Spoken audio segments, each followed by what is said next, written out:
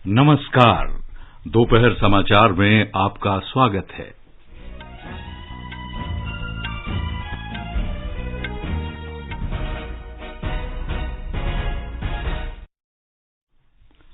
प्रधानमंत्री नरेंद्र मोदी आज कोच्चि मेट्रो के दूसरे चरण और सार्वजनिक परिवहन की अन्य परियोजनाओं की आधारशिला रखेंगे।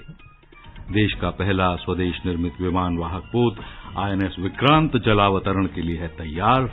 सर्वाइकल कैंसर को समाप्त करने के लिए भारत की स्वदेश विकसित पहली वैक्सीन का काम हुआ पूरा। सरकार ने कहा, ड्रोन नीति में छूट के बाद लगभग 80% हवाई क्षेत्र ड्रोन उड़ान के लिए उपलब्ध। अगस्त में जीएसटी संग्रह 28% बढ़ा। एलपीजी सिलेंडर की कीमत में 91 रुपए की कटौती। संयुक्त राष्ट्र मानवाधिकार आयोग ने कहा, चीन में वीगर और अन्य समुदाय के लोगों को लंबे समय तक हिरासत में रखा जाना मानवाधिकार के विरुद्ध अपराध की श्रेणी में।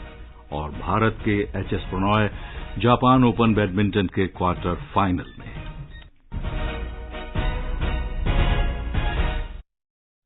दोपहर समाचार में विशाल शर्मा के साथ मैं मुनीश शर्मा।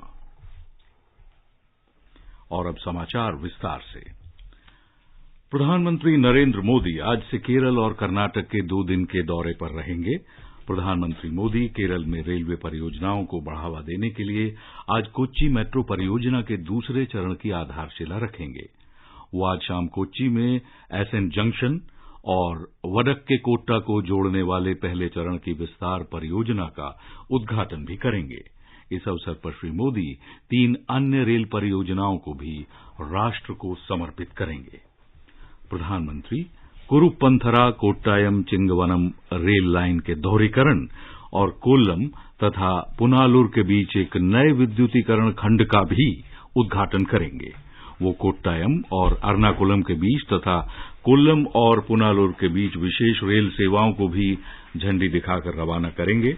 श्री मोदी 1059 करोड़ रुपए की लागत से एर्नाकुलम जंक्शन, एर्नाकुलम टाउन और कोल्लम जंक्शन रेलवे स्टेशनों के पुनर्विकास कार्यों की आधारशिला रखेंगे। ये रेलवे स्टेशन अत्याधुनिक और विश्व स्तरीय सुविधाओं से लैस रहेंगे। कोचीन शिपयार्ड में पहले स्वदेशी विमान वाहक पोत आईएनएस विक्रांत के जलावतरण के लिए तैयारियां पूरी कर ली गई हैं। प्रधानमंत्री मोदी केरल में रेलवे परियोजनाओं को बढ़ावा देने के लिए आज कोच्चि मेट्रो परियोजना के दूसरे चरण की आधारशिला रखेंगे। प्रधानमंत्री नरेंद्र मोदी ने कहा है कि वे गतिशील शहर कोच्चि का दौरा करेंगे और एक जनसभा को संबोधित करेंगे। अपने ट्वीट में श्री मोदी ने कहा कि वे शाम को कलाडी गांव में श्री आदिशंकर जन्मभूमि क्षेत्र का दौरा करेंगे और कोच्चि में मेट्रो तथा रेल परियोजनाओं का उद्घाटन तथा शिलान्यास करेंगे। प्रधानमंत्री ने कहा कि रक्षा क्षेत्र में आत्मनिर्भर बनने के भारत के प्रयासों के लिए 2 सितंबर एक ऐतिहासिक दिन है।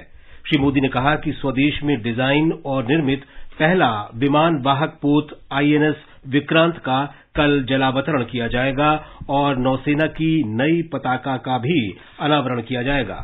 प्रधानमंत्री ने कहा कि वे बेंगलुरु के लोगों से मिलने के लिए उत्सुक हैं। श्री मोदी ने कहा कि 3800 करोड़ रुपए की प्रमुख परियोजनाओं का उद्घाटन और शिलान्यास किया जाएगा। उन्होंने कहा कि इससे यांत्रिकीकरण और औद्योगिकीकरण को बढ़ावा मिलेगा। ब्यौरा हमारे संवाददाता से। प्रधानमंत्री द्वारा कई विकास योजना का शुभारंभ होगा। मंगलुरु में स्थित पेट्रोकेमिकल कंपनी में इंटीग्रेटेड लिक्विड पेट्रोलियम गैस और बल्क लिक्विड पेट्रोलियम ऑयल और लुब्रिकेंट व्यवस्था का शिलान्यास करेंगे। खाद्य तेल उत्पादन केंद्र और बिटुमिन उत्पादन केंद्र का शिलान्यास भी किया जाएगा। BS6 स्तर का योजनाएं और समुद्र के खारे पानी को साफ करने के यंत्र का उद्घाटन भी वह करेंगे। कुलई में वह फिशिंग हार्बर का शिलान्यास भी करेंगे। सुधींद्र, आकाशवाणी समाचार, बेंगलुरु। केंद्रीय मंत्री डॉक्टर जितेंद्र सिंह ने सर्वाइकल कैंसर के इलाज के लिए वैज्ञानिक रूप से बनाई गई भारत की पहली HPV वैक्सीन का काम पूरा होने की घोषणा की है। इस अवसर पर आज नई दिल्ली में डॉक्टर सिंह ने कहा कि ये सर्वाइकल कैंसर को खत्म करने के लिए सस्ती और किफायती वैक्सीन है। उन्होंने स्वास्थ्य देखभाल के महत्व पर बल देते हुए कहा कि ये टीका सस्ती दर पर लोगों को उपलब्ध होगा। उन्होंने कहा कि टीके से संबंधित अनुसंधान और विकास का काम पूरा हो चुका है और अब उन्हें लोगों के लिए उपलब्ध कराया जाएगा। श्री सिंह ने आशा व्यक्त की कि ये टीका प्रधानमंत्री नरेंद्र मोदी के आत्मनिर्भर भारत के आह्वान पर खरा उतरेगा। Ayushman Bharat has put us in an enabling position to also think of indulging in the luxury of preventive medicine. So that is, ladies and gentlemen, the difference which has happened in the last 7-8 years. We can now afford to also look for preventive health care. And as far as the Department of Biotechnology is concerned, I must compliment that they have been consistently in the lead, and Rajesh and his team, and they are in the collaborative mood. इस अवसर पर serum institute of India के मुख्य कार्यकारी अधिकारी आदार पूनावाला ने कहा है कि वो अब महिलाओं के स्वास्थ्य पर ध्यान केंद्रित कर रहे हैं। उन्होंने कहा कि महिलाओं को सशक्त होने के लिए स्वस्थ रहना होगा। नागर विमानन राज्य मंत्री जनरल वीके सिंह ने कहा है कि सरकार ने ड्रोन विनिर्माण को बढ़ावा देने की नीति को उदार बनाया है। वे आज नई दिल्ली में फिक्की द्वारा आयोजित भारत को ड्रोन विनिर्माण का वैश्विक हब बनाने पर आयोजित एक कार्यक्रम को संबोधित कर रहे थे। उन्होंने कहा कि अब लगभग 80% हवाई क्षेत्र ड्रोन उड़ान के लिए उपलब्ध हैं। The government has liberalized the whole policy for drones so that it can give a fillip to people who want to manufacture, people who want to set up the industry, and people who have the passion to take the things forward. So this particular seminar of India as a drone hub is well called for. A hub is what is desirable. If we do not look at it more ambitiously, then things will not happen. आवासन और शहरी मामलों के मंत्री हरदीप सिंह पुरी ने विश्वास व्यक्त किया है कि भारत सतत विकास लक्ष्यों को सफलतापूर्वक हासिल कर लेगा। उन्होंने कहा कि सरकार पूरी ताकत, प्रतिबद्धता और समर्पण के साथ सभी सतत विकास लक्ष्यों पर काम कर रही है। इससे देश में बदलाव लाने में सहायता मिलेगी। श्री पुरी आज नई दिल्ली में smart solutions challenge and inclusive cities awards 2022 समारोह में बोल रहे थे। इस वर्ष अगस्त में जीएसटी संग्रह 28% बढ़कर 1,43,000 करोड़ रुपए हो गया। पिछले साल के इसी महीने में यह राशि 1,12,000 करोड़ रुपए से ज्यादा थी। वित्त मंत्रालय ने एक बयान में कहा है कि इस साल अगस्त में जीएसटी 24,000 करोड़ रुपए से अधिक, एसजीएसटी लगभग 31,000 करोड़ रुपए और आईजीएसटी 77,000 करोड़ रुपए से अधिक जमा हुआ है। इस अवधि में 10,000 करोड़ रुपए से अधिक उपकर भी एकत्र हुआ। माल के आयात से राजस्व की वसूली 57% से अधिक रही, जबकि सेवाओं के आयात सहित घरेलू लेन देन से राजस्व की वसूली पिछले साल के इसी महीने की तुलना में 19% अधिक रही। लगातार 6 महीनों में मासिक जीएसटी के राजस्व की वसूली 1,40,000 करोड़ रुपए से अधिक रही है। जीएसटी परिषद के विभिन्न उपायों से ऐसा संभव हो पाया है। चालू वित्त वर्ष में अप्रैल से जून की पहली तिमाही में देश में सकल घरेलू उत्पाद जीडीपी की विकास दर 13.5% रही। सांख्यिकी और कार्यक्रम कार्यान्वयन मंत्रालय द्वारा जारी अंतरिम अनुमानों के अनुसार वित्त वर्ष 2022-23 की पहली तिमाही में कृषि, वानिकी और मत्स्य पालन क्षेत्र में 4.5% की वृद्धि हुई। उत्पादन क्षेत्र में 4.8% और निर्माण क्षेत्र में 16.8% की वृद्धि दर्ज हुई। ये समाचार हमारी वेबसाइट newsonair.com/hindi और हमारे mobile app news on AIR पर भी उपलब्ध हैं।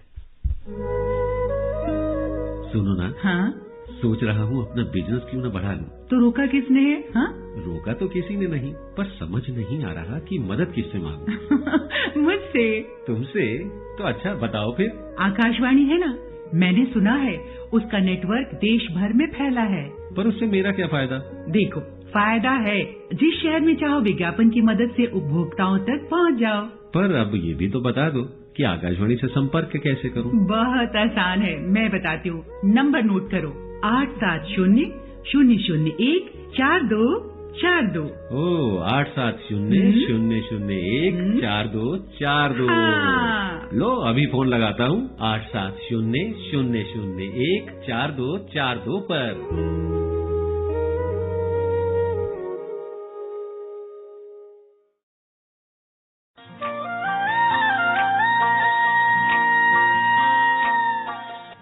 Northeast Diary program, broadcast every Thursday and Sunday at 5:30 p.m. brings very interesting and enchanting stories from the 8 Indian states of Northeast India. Northeast Diary this week, that is the 1st of September 2022, brings an exclusive interview with Madhusudan Nag, bureaucrat and writer from Assam. Looking forward to see you there.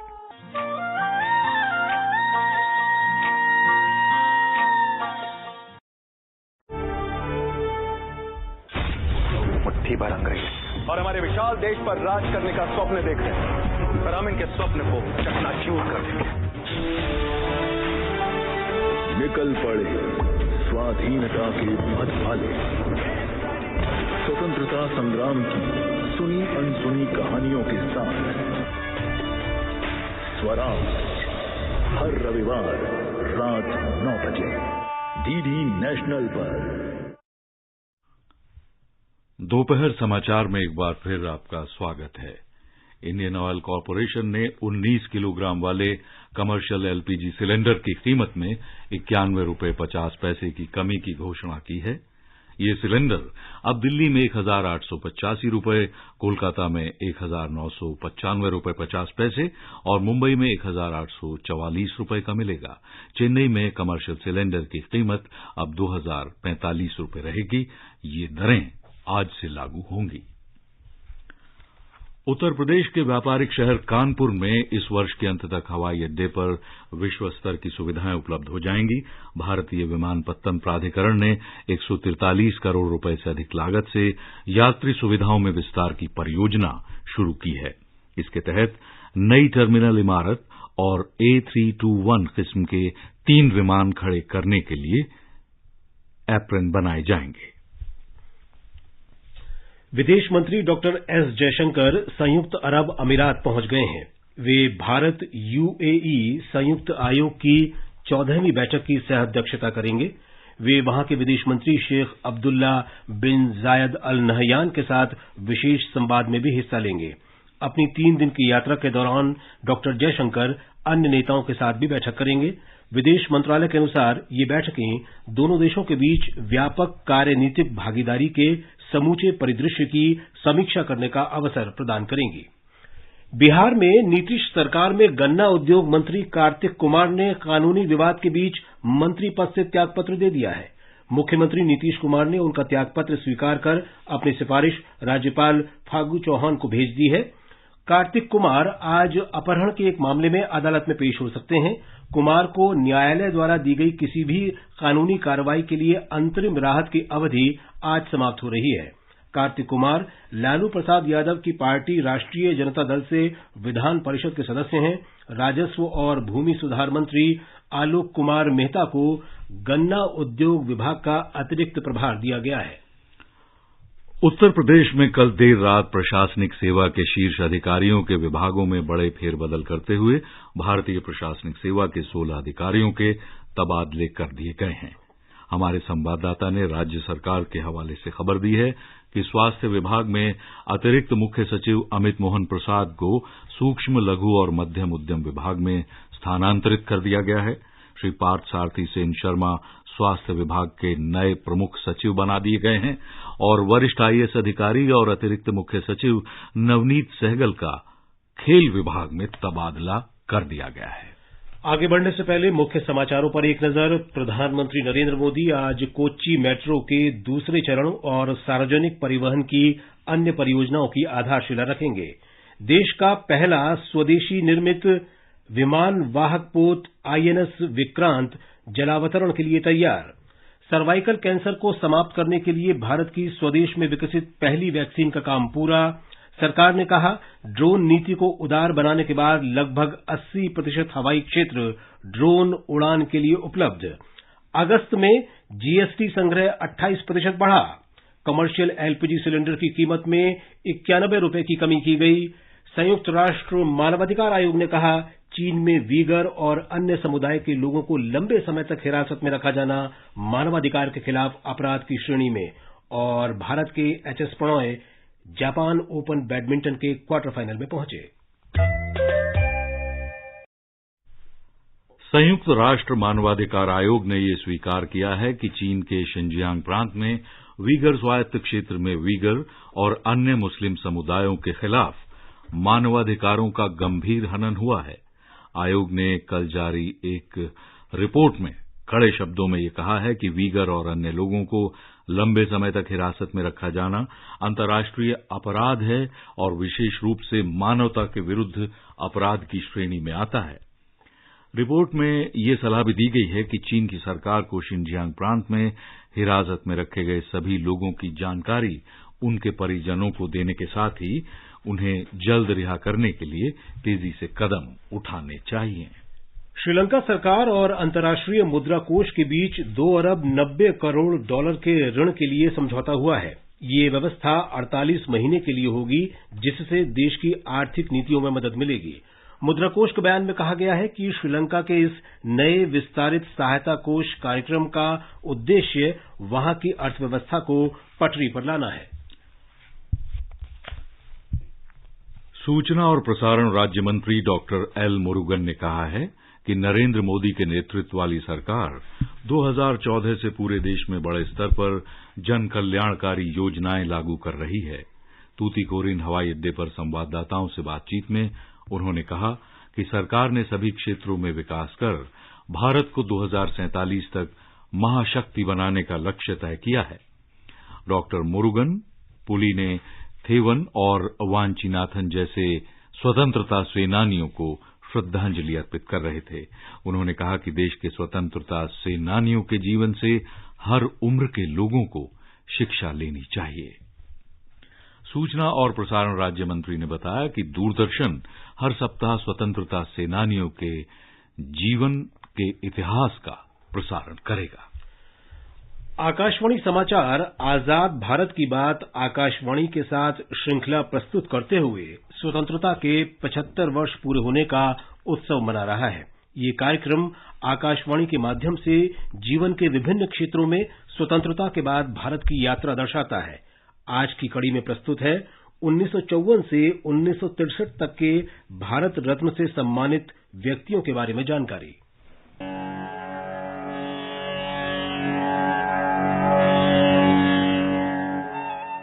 आजाद भारत की बात आकाशवाणी के साथ की आज की कड़ी में हम आपके लिए वर्ष 1954 से 1963 तक के भारत रत्न विजेताओं के बारे में जानकारी लेकर आए हैं। देश का सर्वोच्च नागरिक पुरस्कार भारत रत्न पुरस्कार है। इसकी स्थापना वर्ष 1954 में की गई थी। ये समाज के किसी भी क्षेत्र में असाधारण सार्वजनिक सेवा और मानवता की सेवा के लिए उच्चतम प्रदर्शन करने के लिए प्रदान किया जाता है। ये पुरस्कार भारत के राष्ट्रपति प्रदान करते हैं। अब तक 48 प्रख्यात हस्तियों को भारत रत्न से अलंकृत किया जा चुका है। देश में पहला भारत रत्न पुरस्कार वर्ष 1954 में चक्रवर्ती राजगोपालाचारी को प्रदान किया गया था। I am Rajagopalachari and I am speaking from Madras All India Radio Broadcasting Station. I have been given the honor of inaugurating this Hindustan Akashvani in Madras. When anyone speaks, the vibrations taking shape according to each articulated sound are transmitted across the air and touching the membrane in the ear, set it in corresponding vibrations, which in turn produce changes in the brain that give us a perception of what our friend is saying. Shri Rajagopalachari के साथ ही प्रसिद्ध शिक्षा शास्त्री, दार्शनिक और देश के दूसरे राष्ट्रपति डॉक्टर सर्वपल्ली राधाकृष्णन को भी भारत रत्न से सम्मानित किया गया। The great point about Indian thought was that it was subject to renewal in every stage. We had Indian thought in the Vedas is one thing, the Upanishads is quite different. You come to the Buddhist and Gita works, different altogether. Then you come to the commentators, Shankara, Ramananda, etc., quite different. Then when you had a number of saint singers like Kabir, Ramananda, etc., who were trying to help us to find out common background of all these religions. It is said to be unity in diversity. Different cultures, different peoples, different religions are getting together. And Indian thought essentially emphasized what you call the saintliness of man. इसी वर्ष Nobel पुरस्कार विजेता वैज्ञानिक CV Raman को भी भारत रत्न से सम्मानित किया गया था। The mind today, you must keep it fresh. Don't fog the mind with all sorts of things. And then the spirit. You see, behind the mind is also the spirit. The spirit is, the word spirit means really, elan. You know what I mean? It's the thing that behind the mind there is something that makes the thing go on. वर्ष 1955 में कार्यकर्ता, दार्शनिक और शिक्षाविद भगवान दास, civil engineer और मैसूर के दीवान doctor Mokshagundam Visvesvaraya और देश के पहले प्रधानमंत्री पंडित जवाहरलाल नेहरू को देश के सर्वोच्च नागरिक पुरस्कार से सम्मानित किया गया था। वर्ष 1957 में उत्तर प्रदेश के पहले मुख्यमंत्री गोविंद वल्लभ पंत को इस पुरस्कार से सम्मानित किया गया। वर्ष 1958 में समाज सुधारक और शिक्षक ढोंडो केशव कर्वे को ये पुरस्कार प्रदान किया गया था। वर्ष 1961 में चिकित्सक, शिक्षाविद और सामाजिक कार्यकर्ता विधान चंद्र रॉय और संयुक्त प्रांत विधानसभा के अध्यक्ष पुरुषोत्तम दास टंडन को भारत रत्न से अलंकृत किया गया। वर्ष 1962 में ये पुरस्कार सामाजिक कार्यकर्ता, वकील, राजनेता, विद्वान और भारत के पहले राष्ट्रपति डॉक्टर राजेंद्र प्रसाद को प्रदान किया गया। वर्ष 1963 में अर्थशास्त्री, दार्शनिक, अलीगढ़ मुस्लिम विश्वविद्यालय के पूर्व कुलपति और बिहार के राज्यपाल डॉक्टर जाकिर हुसैन को सम्मानित किया गया। Information and skill are not synonymous with education. I will take that risk, for I mean what I have said. Indeed, information and skill are not even reliable measures of education. In order to make them serviceable as such, we must make a distinction. Information, as you can easily see, can be of two kinds. It can be knowledge acquired by someone else by his own mental effort and passed on to us as ready-made information. Or it can be knowledge acquired by us through our own experience, knowledge that has grown in our mind by its own efforts. Indologist और संस्कृत विद्वान पांडुरंग वामन केन को भी वर्ष 1963 में ये पुरस्कार दिया गया। कल की कड़ी में हम आपके लिए वर्ष 1966 से 1990 के बीच भारत रत्न पुरस्कार प्राप्त करने वालों की जानकारी लेकर आएंगे। मुकेश कुमार, आकाशवाणी समाचार, दिल्ली।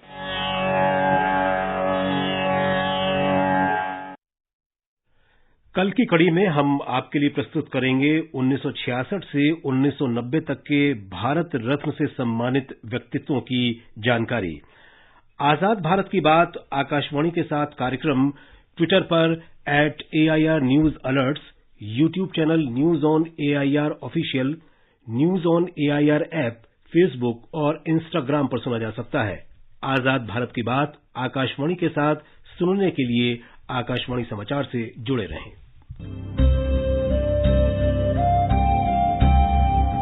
आजाद भारत की बात आकाशवाणी के साथ स्वतंत्रता के 75 वर्ष का उत्सव, जीवंत यात्रा की स्मृतियां, स्वतंत्र भारत की उपलब्धियां और कुछ रोमांचक पल सुनना न भूलें। आकाशवाणी के FM गोल्ड चैनल 100.1 मेगाहर्ट्ज और दूसरे चैनलों पर 15 अगस्त से प्रतिदिन प्रसारित श्रृंखला आजाद भारत की बात आकाशवाणी के साथ।